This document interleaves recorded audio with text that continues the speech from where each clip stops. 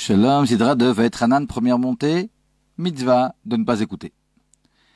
Le premier mot de la Sidra Vaetranan, j'ai supplié, en dit long sur l'importance de la prière.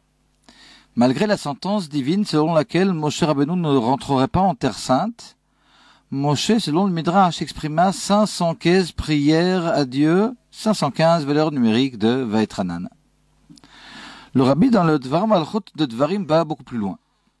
Même après que Dieu ait dit à Moshe, arrête de m'adresser la parole à ce sujet, soit quant à la requête de pénétrer en terre sainte, il ne paraît, nous dit le rabbi, que peu probable que Moshe ait écouté Dieu sur ce point.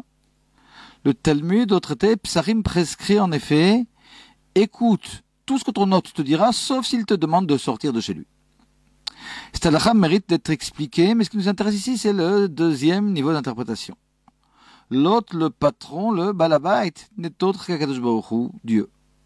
Il faudra donc écouter toutes ces prescriptions, évidemment, toutes, sauf une. S'il arrive qu'il te dise de sortir, soit qu'il te repousse, ne l'écoute pas.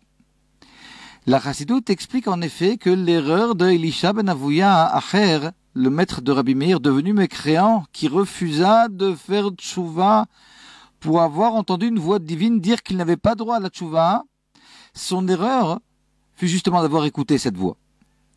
Il s'était tellement écarté de Dieu qu'il lui fallait entendre cette voix divine et la repousser. En effet, Dieu lui-même prescrit qu'on ne l'écoute pas s'il paraît nous repousser.